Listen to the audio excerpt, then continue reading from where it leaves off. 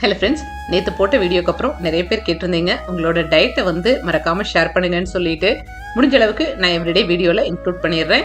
நேற்று morning first drink வந்து வெள்ளை பூசணி ஜூஸ். இந்த வெள்ளை பூசணி ஜூஸ் செய்யும்போது ஒரு துண்டு இஞ்சி இல்லை கொஞ்சம் புதினா சேர்த்து செஞ்சோம் அப்படின்னா அந்த பூசணிக்காயோட ஸ்மெல் இல்லாமல் இஞ்சியோட ஸ்மெல்லோ புதினாவோட ஸ்மெல்லோ வந்து அந்த ஜூஸ்க்கு வந்து எக்ஸ்ட்ரா ஃப்ளேவரை கொடுக்கும். பூசணிக்காய் ஜூஸ் எடுத்து இமீடியட்டாக வெள்ளரிக்காயும் கேரட்டும் கட் பண்ணி வச்சிட்டேன். ஏன்னா பிரணவோட ஸ்நாக்ஸுக்குமே வந்து இதை தான் கொடுத்து விட்டேன். நேற்று குழந்தைங்க சில விஷயங்களை சாப்பிடணும் அப்படின்னா பெரியவங்க நம்மளும் கொஞ்சம் சேஞ்ச் ஆகணும். ஸோ என்னோட சேஞ்ச் அவங்ககிட்டயுமே ஒரு சில சேஞ்சஸ் என்னால் பார்க்க முடிஞ்சுது. அவனுமே அக்செப்ட் பண்ணிட்டா இதை நான் எடுத்துகிட்டு போகிறேன்னு சொல்லிட்டு பிரேக்ஃபாஸ்ட்டுக்கு 2 முட்டையை உடச்சி ஊற்றின ஒரு சிங்கிள் தோசை, கூடவே மல்லி சட்னியும் கொஞ்சம் கேரட் அண்ட் குக்கும்பர் எடுத்துட்டேன். ஸோ தட் அந்த பிளேட் வந்து ரொம்பவே பேலன்ஸ்டாக இருக்கும்.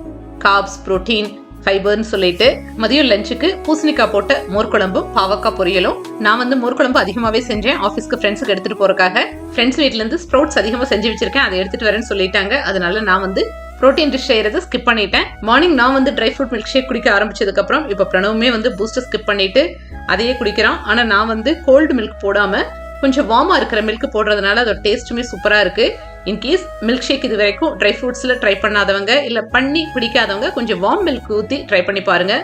லைட்டாக சூடோட மில்க் ஷேக் குடிக்கும்போது அந்த டேஸ்ட் அண்ட் ஃப்ளேவருமே சூப்பராக இருக்குது. ஸோ மார்னிங் வந்து ட்ரை ஃப்ரூட்ஸ் மில்க் ஷேக் குடிச்சதுக்கப்புறம் ஹார்ட்லி ஒரு 15 நிமிஷம் கேப்லேயே வந்து அவன் டிஃபன் சாப்பிடணும். அதனால பிளெயின் தோசை தான் சாப்பிட்ருந்தான். ஸோ ஹஸ்பண்டுக்கும் பையனுக்கும் மதியம் வந்து ஆம்லேட் போட்டுக்க சொல்லிட்டேன். ஆக்சுவலாக இது வரைக்கும் பிரணவுமே வந்து மில்க் ஷேக் எல்லாம் சுத்தமாக தொட்டு கூட பார்க்க மாட்டான். ஈவன் ட்ரை ஃப்ரூட்ஸ் பக்கமே வர மாட்டான். பல தடவை ஃபோர்ஸ் பண்ணி எல்லாம் கூட கொடுத்துருக்கேன், வேலையே ஆகலை.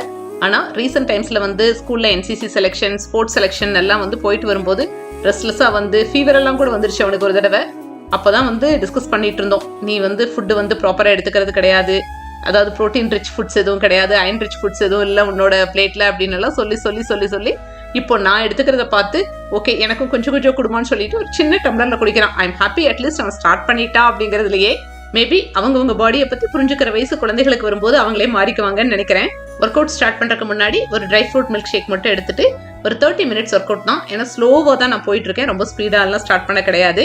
10 minutes cycling, 10 minutes treadmill, 10 minutes simple stretches மட்டும் தான் பண்ணிட்டு இருக்கேன். ஆரம்பமே ஓவர் ஸ்பீடாக இருந்துச்சுன்னா ஒட்டுமொத்தமாக படுத்துருவோம் ஒரே நாளில்.